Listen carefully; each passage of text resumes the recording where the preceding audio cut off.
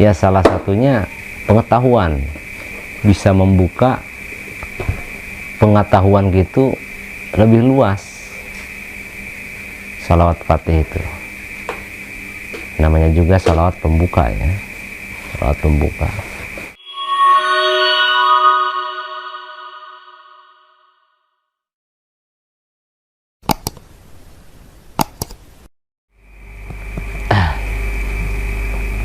Ada lagi bacaan-bacaan yang cukup bermanfaat, faedah dan fadilahnya juga ada. Seperti apa? Baca sholawat. Oh, Masya Allah, luar biasa baca sholawat juga. Biarin golongan-golongan yang lain ngebid'ah juga, saya tetap ada. Sebab saya juga punya patokan, ada guru, ada yang diikuti. Luar biasa itu orang yang sering dawam baca sholawat. Perbanyaklah baca sholawatnya. Sholawat itu banyak. Walaupun ada yang ngasih keterangan di tempat lain mungkin ya, atau di channel yang lain, baca sholawat lah, sholawat yang diajarkan Nabi. Menurut saya sholawat itu banyak. Kalau dia cuma mungkin itu doang gitu kali ya. Baca sholawat, alhamdulillah tenang dalam melakukan banyak hal, bisa memberikan kepada kita pengaruh positif dalam kehidupan kita sehari-hari. Insya Allah sang pengamal sholawat itu otaknya pada jenius loh, otaknya pada jenius. Bahkan ada salah satu sholawat yang menurut saya diijazahkan oleh paman saya sendiri. Alhamdulillah saya tidak jauh-jauh itu. Ada salah satu sholawat yang diijazahkan oleh paman saya sendiri, yaitu sholawat namanya sholawat Fatih. Luar biasa sekali itu juga sholawat Fatih, Masya Allah. Banyak keunikannya. Apa keunikannya?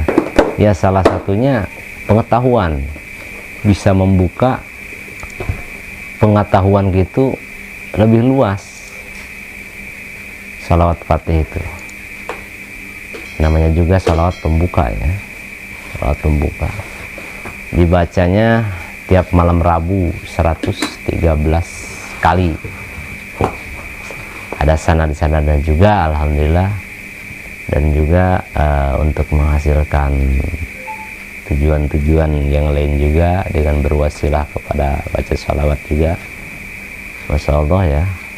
Tapi adem itu kalau baca sholawat. Kalau dikir yang lain seperti aurad, agak haridang gitu sebenarnya, agak panas ya. Tapi kalau sholawat enggak, adem. Makanya saya lebih condong untuk sampai sekarang ini untuk membaca aurad itu bukan hizib ya, tapi menggunakan sholawat. Adem, tenang gitu, nggak terlalu gimana gitu, nggak terlalu ekstrim ya. Saya nyesuaiin kemampuan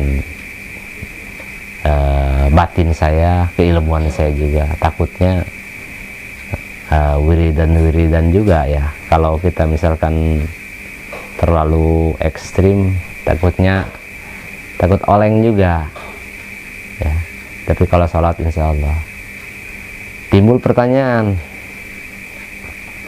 apakah ada orang yang gila akan karena wiridan, atau karena baca aurad, atau karena hizib? Apakah ada orang-orang seperti ini? Menurut saya tidak ada. Orang baca wiridan, dikir sampai gila, nggak ada. Sampai stres katanya, jangan kebanyakan wiridan, nanti kamu stres. Kata siapa?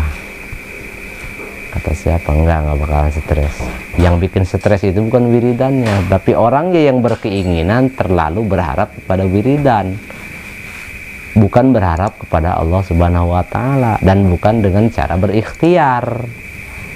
Ya, wiridan terus sebagai penunjang, sebagai stimulan untuk menambah ya. Wiridan apa saja?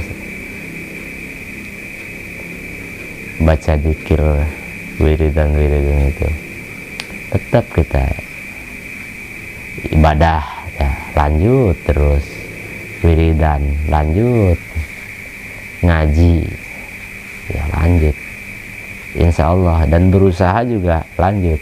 Ini mentang-mentang habis wiridan malam, siangnya sampai nggak mau kerja, siangnya sampai nggak mau usaha, katanya lelah.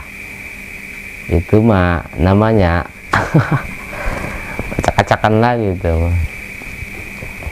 bukan karena Allah, tapi karena wiridan. Wiridan nggak usah banyak-banyak, sedikit, yang penting istiqomah, berjalan terus gitu. Jangan sekaligus ribuan lah, nah, akhirnya kelengar sendiri. Itu cerita sedikit ya di sholawat Fatih. Kalau kita rutin, insya Allah bisa membuka ilmu kasyaf juga, bisa kasyafah, bisa ilmu kasyaf. Cuma seperti bacaan rawatibul alatos, al-hadad, ada juga yang tadi sholat kasbi dan lain sebagainya. Kalau yang ini sholat Fatih tidak bisa sebetulnya, tidak bisa disebutkan dijasahkan secara ya, tapi secara khusus, secara harus punya guru, harus ada yang bimbing, harus ada ijazahnya dulu, harus ada yang bimbing. Takutnya kalau ini dibaca sholat Fatih ya, memang mungkin banyak di Google juga yang nyeritain ya, fadilahnya segala semuanya itu banyak sekali, mau di Google, mau di Facebook, di YouTube juga banyak yang menceritakan. Tapi menurut saya pribadi, kalau sholawat yang ini dibutuhkan mursyid, dibutuhkan guru pembimbing rohani kita, sebab agak unik gitu, agak aneh kalau nggak ada yang membimbing. Kacaunya luar biasa, kacau. Dan salah satunya bisa membuka ilmu kasyaf ya, ilmu batinan juga ada, juga ilmu, kalau bahasa orang Jawa mungkin disebut laduni ya, seperti itu bisa juga. Cuma kalau ingin mendapatkan ilmu laduni ya tetap juga harus ngaji kepada siapa ya, kepada kiai, kepada ustadz gitu ya, untuk supaya bisa kita sanadikan keilmuan kita kepada guru kita. Cuma bedanya otaknya jadi lebih jenius gitu. Kata saya tadi, orang yang sering membaca sholawat, walaupun sholawat yang yang umum, otaknya jenius. Apalagi yang membaca sholawat khusus yang ada sanadnya dan ada guru pembimbingnya. Aneh ya, aneh luar biasa. Sholawat ini bisa dibaca setiap hari, setiap selesai sholat Fatih itu, selesai sholat fardu ya, yang 5 waktu, dibaca 7 kali, 10 kali. Insyaallah kalau ada yang berkenan untuk mengamalkan sholawat itu ya, mungkin bisa datang kepada paman saya. Kalau saya belum bisa